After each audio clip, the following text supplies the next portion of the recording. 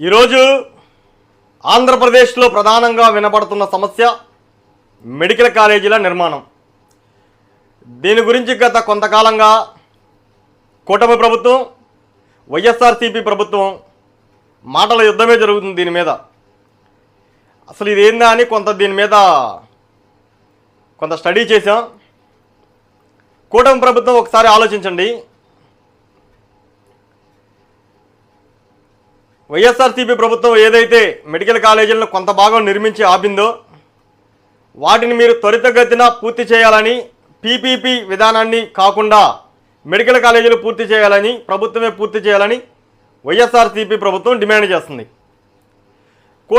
కూటమి ప్రభుత్వం మాత్రం గవర్నమెంట్ మెడికల్ కాలేజీలు కట్టమంటే లేటుగా జరిగే ప్రక్రియ ఇది. అందుకని దీన్ని పీపీపీ అనే పద్ధతి ద్వారా మెడికల్ కాలేజీలు నిర్మించి పూర్తి చేస్తాం, త్వరితగతిన పూర్తి చేయొచ్చు, ప్రజలకు అందుబాటులోకి వస్తాయి కాలేజీలు, హాస్పిటల్స్ త్వరగా అని కూటమి ప్రభుత్వం వాదన. ఇక్కడ మీరు ఒకటి గమనించండి. పీపీపీ అనే పద్ధతి ద్వారా మీరు మెడికల్ కాలేజీలు నిర్మిస్తామంటున్నారు. ఈ పీపీపీ పద్ధతి ద్వారా మెడికల్ కాలేజీలు నిర్మించడం కన్నా కూడా గవర్నమెంటే మెడికల్ కాలేజీలు కట్టడం వల్ల ప్రజలకు 100% మేలు చేసిన వారు అవుతారు. 2029 ఎలక్షన్లో కూడా కూటమి ప్రభుత్వానికి ఇది ఎంతో ఉపయోగకరంగా ఉంటుంది అని వచ్చిన. ఎందుకంటే పీపీపీ ద్వారా మీరు మెడికల్ కాలేజీలు నిర్మిస్తే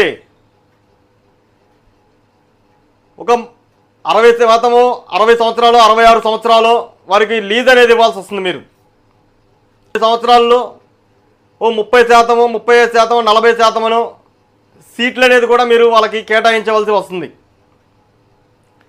దీంట్లో భాగంగా ప్రైవేటు వ్యక్తుల చేతికి గవర్నమెంటు హాస్పిటల్స్ని వారి చేతికి ఇవ్వడం అనేది జరుగుతుంది. ఈ విధంగా చేయడం వల్ల ప్రజలకు మీరు 100% న్యాయం చేయలేరు. ఎందుకంటే హాస్పిటల్స్ కానివ్వండి, మెడికల్ కాలేజీలు కానివ్వండి ప్రైవేటు ఆధీనంలోనే నడుస్తాయి. అది వైఎస్ఆర్సీపీ వారి వాదన.